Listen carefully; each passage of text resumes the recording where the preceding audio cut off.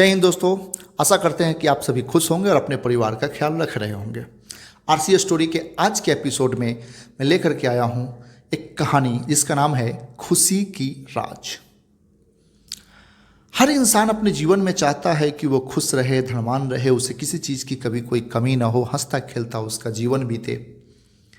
चाहे उस घर का बच्चा हो, बूढ़ा हो, जवान हो, खुशी आखिर कौन नहीं चाहता है। मगर सबको खुशी मिलती नहीं है। खुशी अगर आती भी है तो एक बादल की छांव की तरह है, जो एक पल आपको छाया तो मिलेगी, लेकिन अगले ही पल फिर चिलचिलाती धूप जैसे गम पीछा करता हुआ आता है। अगर खुशी सूर्योदय की लालिमा है तो गम पूरा जलता हुआ दिन। तो दोस्तों, हम खुशी की तलाश तो कर सकते हैं मगर गम से पीछा नहीं छुड़ा सकते, और ये परंपरा रही है, ये सबके साथ होती है। एक राजा थे, उनके दरबार में हर चीज था, बहुत विशालकाय राज्य था, सेना थी, धन बल था, एक छत्र राज्य था। इसके बावजूद भी राजा जब कभी एकांत में बैठता था तो उसे ऐसा एहसास होता था कि ये सब चीज, राजमहल, जवाहरात, नाच गाना, मनोरंजन, जितने भी चीज हैं, ये सब मुझे खुशी नहीं देती है। कहीं ना कहीं ये उलझन है। चाहे वो सिंहासन पर बैठकर कोई निर्णय ले रहा हो, या फिर जंग की बातें सुन रहा हो, या फिर नृत्य भवन में जाकर नृत्य देख रहा हो, लेकिन दिल से खुश नहीं होता था। अब राजा अपनी इस बात का जिक्र पहले कुछ करीबी लोगों से किया, कुटुंब से, रिश्तेदारों से, फिर कुछ ऋषि मुनि को बुलाए, उनके साथ किए। जब ऋषि मुनि के साथ उन्होंने मंत्रणा की कि महाराज, आज सब कुछ मेरे पास है लेकिन खुशी नहीं है, मैं अंदर से, दिल से खुश नहीं रह पाता हूं। एक काम करता हूं, दूसरे की चिंता सताती है। मैं ये नहीं समझ पाता हूं कि जो कर रहा हूं वो अच्छा है या बुरा है, जो किया वो अच्छा है या बुरा है, और ऐसी द्वंद्व दिमाग में चलती रहती है। परिणाम स्वरूप मैं खुश नहीं रह पाता हूं। तब ऋषि मुनि ने उन्हें एक सलाह दिया। कहा कि देखिए, मेरे पास इसका हल तो है, मैं आपको खुश कर सकता हूं। एक मंत्र है कि वो मैं मंत्र पढ़ूंगा और उसके बाद आप पूरी जिंदगी खुश रहोगे, कभी गम आपके पास नहीं आएगा। जैसे ही राजा इन शब्दों को सुने, उनका मन पुलकित हो गया। बोले, महाराज, हे प्रभु, आप वो मंत्र पढ़ दो, फिर आप जो कहो, जितने धन दौलत, राजपाट, घोड़ा, असरफिया, हाथी, आप जो कहोगे मैं सब कुछ आपको देने के लिए तैयार हूं। ऋषि सुने और मुस्कुराए। बोले कि बात तो सही है, मैं मंत्र तो पढ़ दूं, मगर एक शर्त है, और वो शर्त ये है कि जो मेरे मंत्र है ना, वो किसी खुशहाल इंसान की खुशी ले करके मैं आपको दे सकता हूं।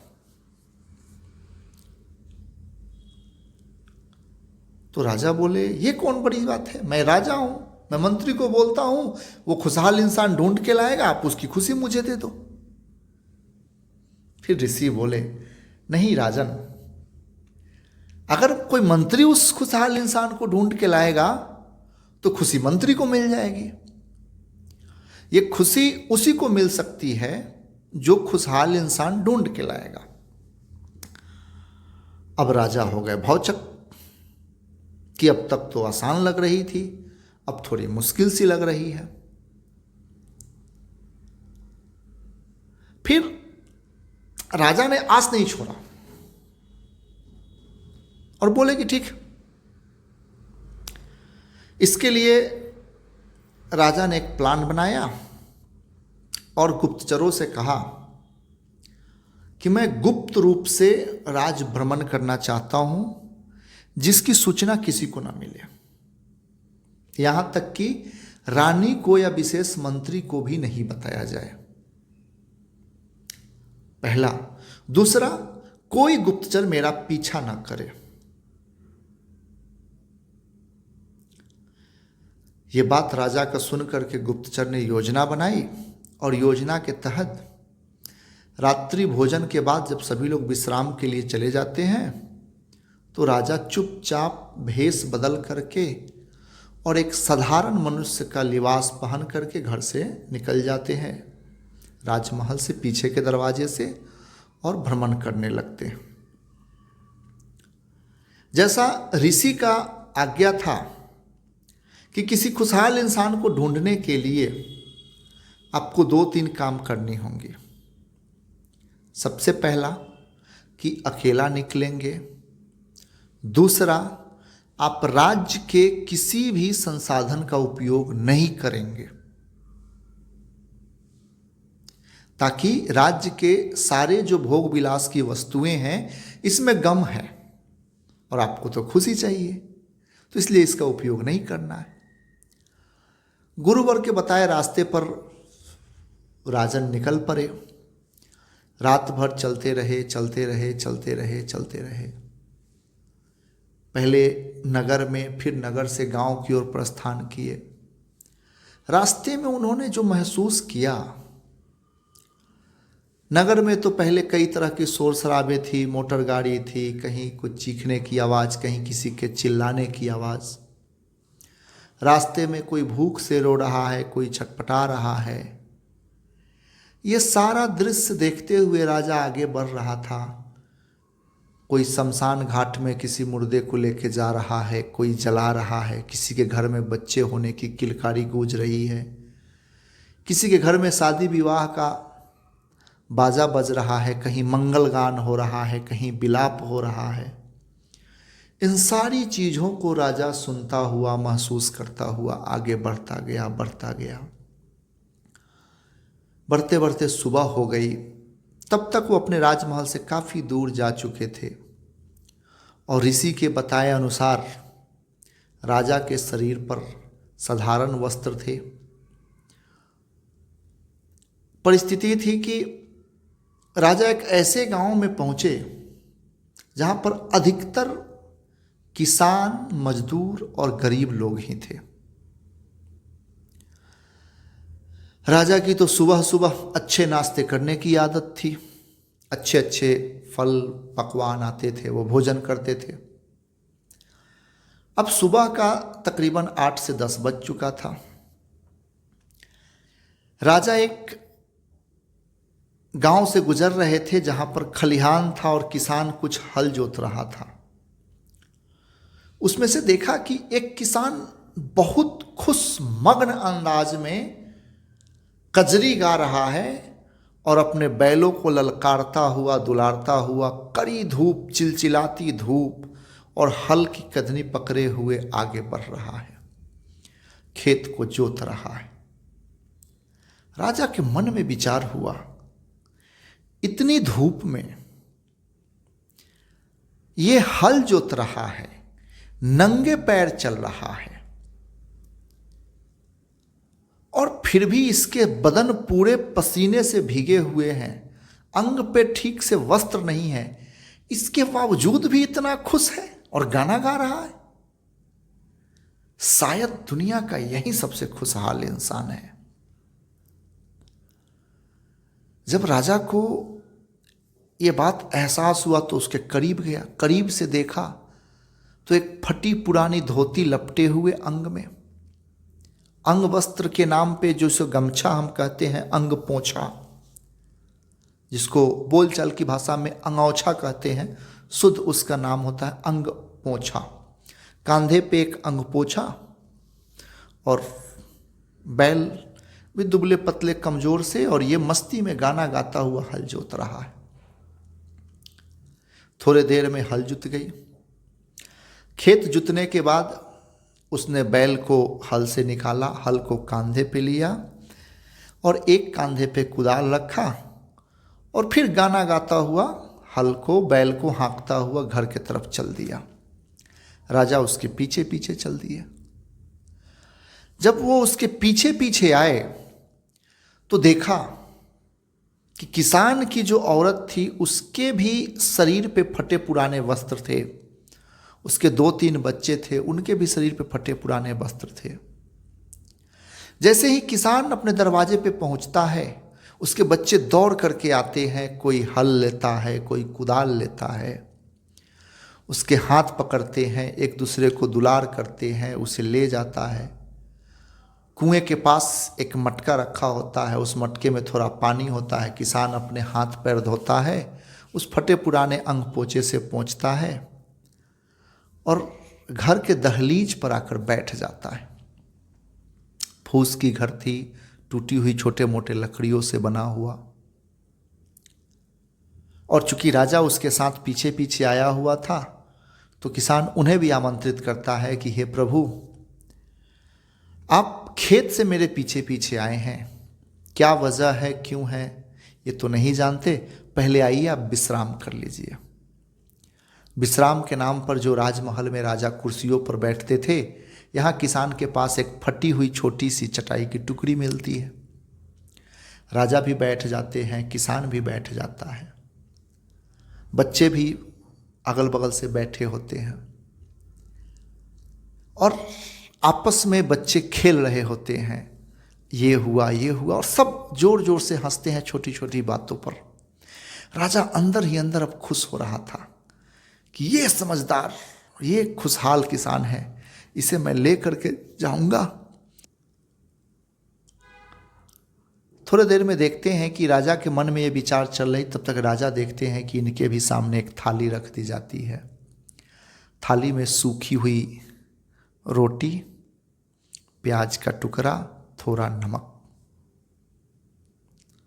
सूखी हुई रोटी, प्याज का टुकड़ा और नमक देखकर राजा का मन विचलित हो जाता है कि यार ये भी कोई खाता है, ये भी कोई खा सकता है।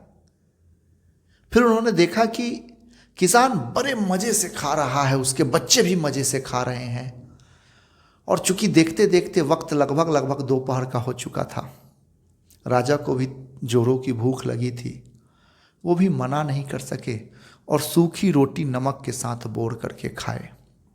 राजा के जीवन में ये पहली बार था जब उसने सूखी रोटी नमक के साथ खाया था। चूंकि रात भर टहले थे, थकान वैसे भी हो गई थी, दिन का दोपहर हो गया था। जो राजा सुबह सूर्योदय होते ही खाना खाते थे, नाश्ता करते थे, तरह तरह के व्यंजन, आज उन्हें दोपहर में सूखी रोटी मिल रही है। समझ सकते हैं कि कितनी तृष्णा मिली होगी, मन को तृप्ति मिली, और राजा मन मुग्ध होकर के खाने के बाद जैसे ही जल ग्रहण किया, उन्हें हल्की हल्की नींद आने लगी और वो वहीं टूटी हुई चटाई पे सो गए। नींद भी अच्छी आई। दोपहर में सोए हुए राजा शाम को उठते हैं, तकरीबन शाम का जब सूर्यास्त होने का समय था। जिंदगी में पहली बार राजा को इतनी गहरी नींद आई थी। फिर राजा शाम में देखते हैं किसान वैसे ही घर पे सानी डालता है, बैलों को खिलाता है, बच्चे खूब घूमते हैं, कूदते हैं, खेलते हैं। रात में फिर सब भोजन करते हैं, सो जाते हैं। राजा भी उनके साथ रात में भोजन करता है और सोता है। मगर जहां एक तरफ किसान, उसकी पत्नी, उसके बच्चे खराटे लेकर गहरी नींद में सो रहे थे, वहीं राजा को नींद नहीं आ रही थी। अब राजा मन ही मन सोचने लगता है कि इन्हें नींद आ गई, ये सो गए, मैं दोपहर में सो गया था, मुझे अभी नींद नहीं आ रही है, क्या वजह हो सकती है। फिर सोचते सोचते राजा को भी नींद आ गई, वो सो गए। फिर सुबह उन्होंने देखा, चूंकि राजा का तो मन बन चुका था कि ये दुनिया का सबसे खुशहाल इंसान है, इसे हम लेकर के जाएंगे और महाराज जी से कहेंगे कि इसकी खुशी मुझे दे दीजिए और बदले में इसे जो धन दौलत चाहिए वो हम देने को तैयार हैं। तो अब एकाएक आप किसी से मिलते हैं तो उसे मांग तो सकते नहीं हैं, और अगर ये कहते कि मैं राजा हूं तो वह इनका मजाक उड़ाता, क्योंकि किसी एंगल से राजा दिखते तो थे नहीं। ऐसे 2-4 दिन बीतता गया। रोज किसान के साथ राजा जाते थे खेत में। चूंकि अब उसके घर में खा रहे हैं तो किसान जो कुछ काम करता था थोड़ा मोड़ा राजा उसमें करते थे। अब रजवाड़े की शरीर थोड़ा ही काम करे, थकान ज़्यादा हो जाती थी। 2-4 दिन में राजा भूल गए कि वो राजा है और वो अपने आप को किसान बना लिए। उनका दिनचर्या हो गया, सुबह में एकदम सवेरे चिड़ियों के जगने से पहले उठ जाना, खेत पे जाना, हल जोतना, मिट्टी फोड़ना, उसके साथ जो भी कुछ काम होता था खेत पे करना, वापस आना, रूखी सूखी रोटी खाना, सो जाना। और अच्छी नींद आने लगी थी, राजा खुश रहने लगे थे। तभी उनका गुप्तचर आता है और बोलता है, महाराज जिस आदमी की आपको तलाश थी वो तो मिल गया, अब इसे लीजिए और चलिए, क्योंकि अधिक दिन तक राज सिंहासन खाली नहीं रह सकता है और आप मत भूलिए कि आप एक राजा हैं। अब राजा को याद है, अच्छा ये बात है। लेकिन तब राजा को समझ में आ गई थी। उसने उस किसान को कुछ नहीं कहा और चुपचाप अपने गुप्तचर के साथ वापस राजमहल आ गया। अब राजा को अच्छी नींद भी आती थी। अब राजा को सुकून की नींद आती थी, राजा खुश रहने लगा था। अब राजा की खुशी देख करके मंत्रीगण, राज्य में और जो कर्मचारी थे वो सब टेंशन में आ गए कि भाई महाराज 2-4 दिन के लिए गायब हुए और एकाएक इनके अंदर खुशी कहाँ से आ गई, क्या वजह है, क्या बात है। सभा लगी, सभा में सभी दरबारियों ने, मंत्रीगणों ने, सब बुद्धिजीवी ने राजा के सामने प्रस्ताव रखा कि हे राजन, एक राजा राज्य का पिता होता है और अपने खुशी और गम में सारे राज्य के लोगों को शामिल करता है। आप 4-5 दिन तक कहीं गायब थे और आप जब आए तो आपके चेहरे पे एक अजीब ज्योतिमा है, एक अजीब लालिमा है। आप प्रसन्न रहते हो, काम को करते हुए एंजॉय करते हो, गहरी नींद में सोते हो। प्रहरी भी परेशान है कि महाराज पहले सचेत रहते थे, अभी तो ऐसे गहरी नींद में सोते हैं जैसे मानो वो शरीर में है ही नहीं। तो राजा ने कहा कि ये बात सही है कि मैं 5-7 दिन के लिए खुशी के तलाश में गया था और ये भी बात सही है कि मुझे खुशी मिला भी, और ये मेरा राजा होने के नाते ये कर्तव्य बनता है कि मैं अपने प्रजा में अपनी खुशी को बांटूं। और मेरे खुश रहने का जो राज्य है, जो गुप्त राज्य है, वो ये है कि मैं एक किसान के साथ 5 दिन की जिंदगी जी करके आया हूँ। मैंने किसान को देखा, उसके पास खाने को रूखी सूखी रोटी थी, उसके पास सोने को टूटी हुई चटाई थी, उसके पास सर छुपाने के लिए टूटी हुई झोपड़ी थी। इसके बावजूद भी उसका पूरा परिवार खुश था।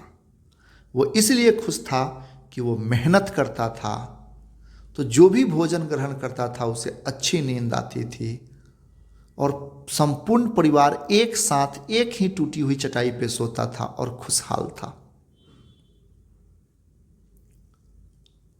हे प्रजा, खुशी का राज यही है कि आप दिल से मेहनत करो, अपने आप को थकाओ और जब थक जाओगे तो अच्छी नींद आएगी। जो भी भोजन मिले उसे स्वीकार करो और अच्छी पानी पियो, सुकून से सो। एक परिश्रमी व्यक्ति जो जितना परिश्रम करता है वो उतना ही ज़्यादा खुश रहता है और खुशी का राज परिश्रम है और कुछ नहीं है। को ये कहानी कैसी लगी कमेंट में ज़रूर बतलाएं। मिलते हैं फिर आप लोगों से अगले एपिसोड में। RC स्टोरी का सब्सक्राइब करें, लाइक करें और शेयर करें। जय हिंद।